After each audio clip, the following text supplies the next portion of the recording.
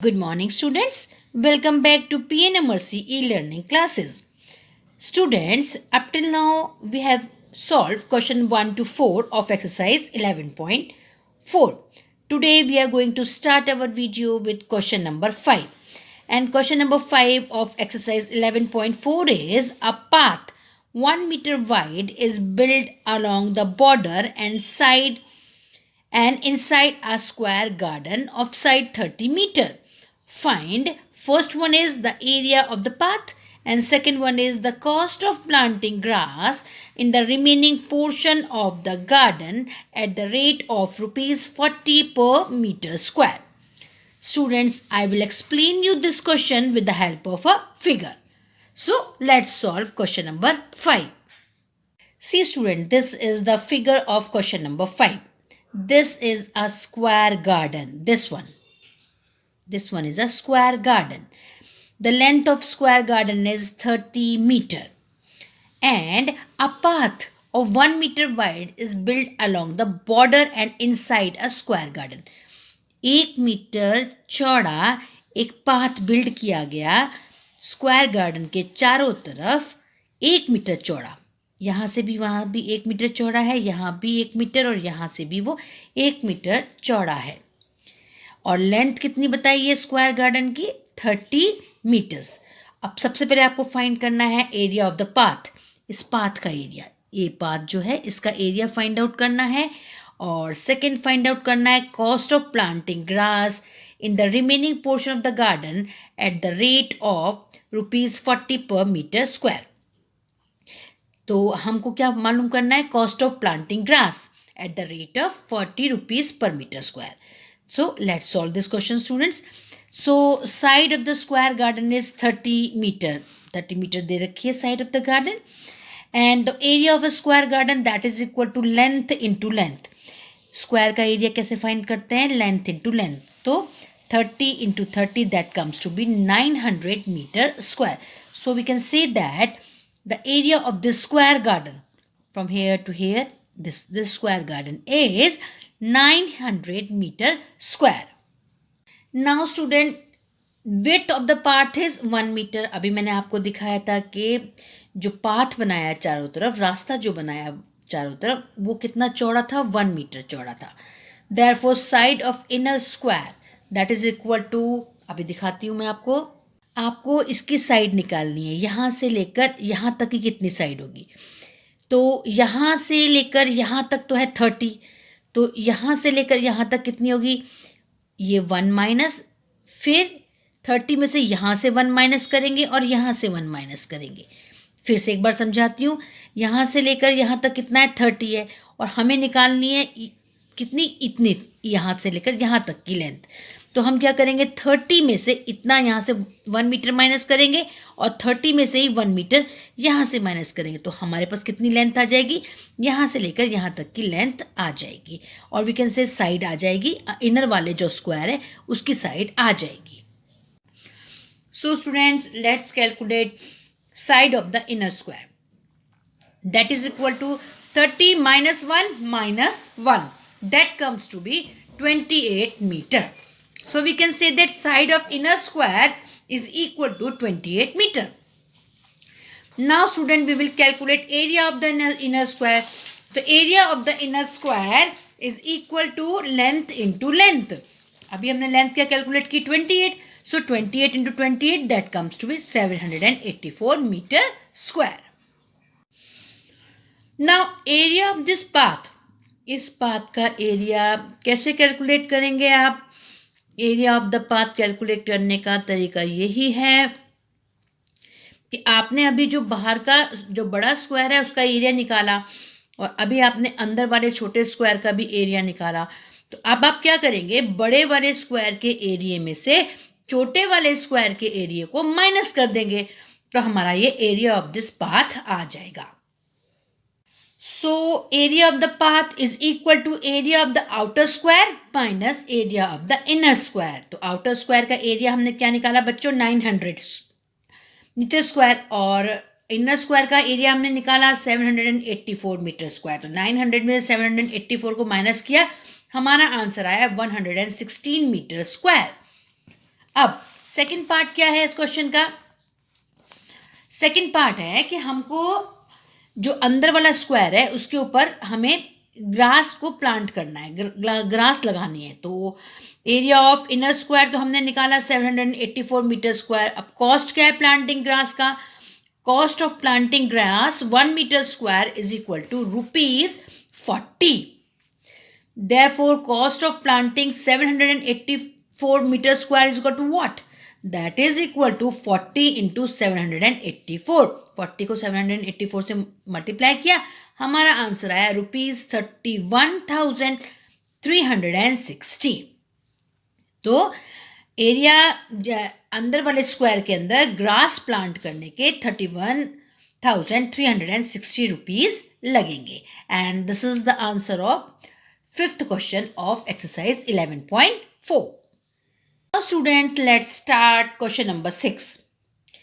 Two crossroads, each of width 10 meter, cut at right angle through the center of a rectangular park of length 700 meter and breadth 300 meter and parallel to its sides.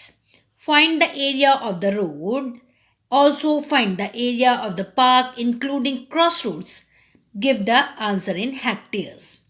I will explain you this question with the help of a diagram. Now students, see, this is a diagram of question number 6. You also have to draw this diagram in your notebook. अब समझने की कोशिश करो। इस question के अंदर ये कहा गया है कि एक रेक्टेंगुलर पार्क है। ये रेक्टेंगुलर पार्क है जिसकी जो लेंथ है वो है 700 मीटर, ये 700 मीटर, और जो ब्रेथ है वो है 300 मीटर। ठीक है, लेंथ कितनी है इसकी? 700 मीटर, और ब्रेथ कितनी है इसकी? 300 मीटर। अब इस रेक्टेंगुलर पार्क में राइट एंगल के पास बिल्कुल एकदम मिडिल में दो क्रॉस रोड्स जा रही हैं, दो रोड्स पास हो रही हैं। ये रोड है, पास हो रही हैं एट राइट एंगल। ठीक है, आपको क्या फाइंड आउट करना है? आपको फाइंड आउट करना है area of the road. Area, इस रोड का एरिया जो है ये आपको फाइंड आउट करना है। ठीक है, और also you have to find the park including the cross road and give answer in hectare. आपको क्या मालूम करना है? इसके अलावा आपको मालूम करना है area of the park excluding the cross road. अगर हम क्रॉस रोड्स को हटा देते हैं तो जो ये एरिया बाकी जो बचा रेक्टेंगुलर पार्क का, वो कितना होगा वो भी आपको फाइंड करना है। और आपको जो आंसर देना है वो हेक्टेयर्स के अंदर आंसर देना है। ठीक है, अब देखो, इसको फाइंड करने का आसान तरीका क्या है? इसको फाइंड करने का आसान तरीका है, सबसे पहले हम क्या करेंगे, इस पूरे रेक्टेंगल का एरिया निकालेंगे। फिर हम क्या करेंगे,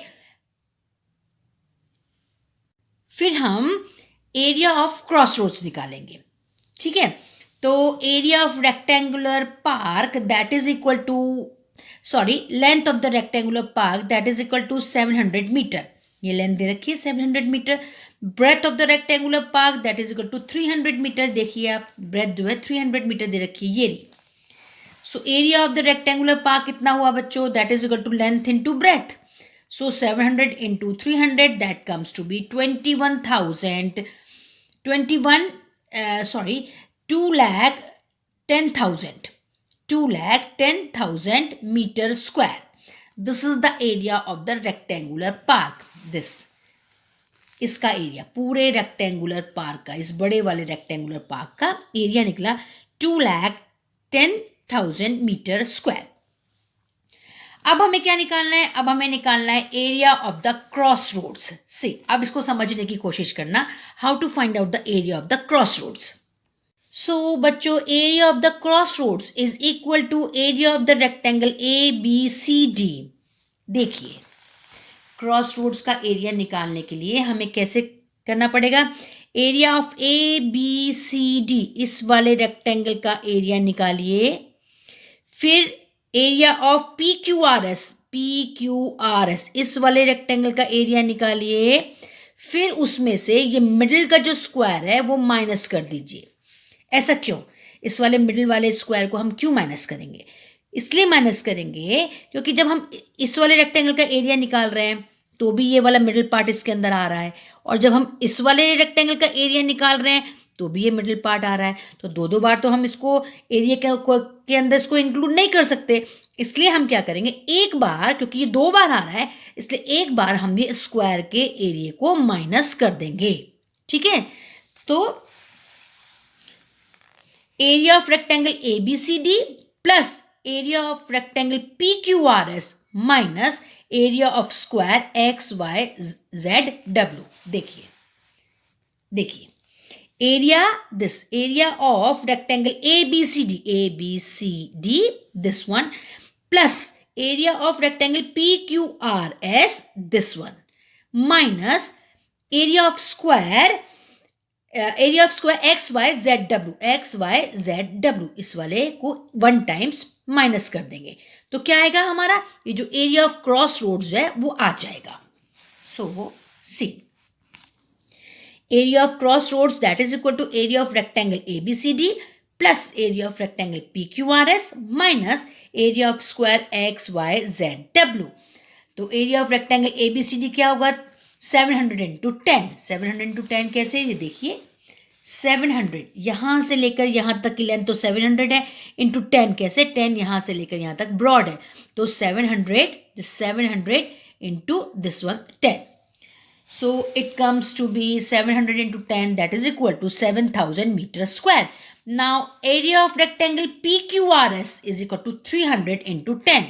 See, PQRS इसमें होगा 300 तो लेंथ है और इसकी विड्थ कितनी है, ये वो 10 मीटर। तो area of rectangle PQRS that is equal to 300 into 10, that comes to be 3,000 meters square।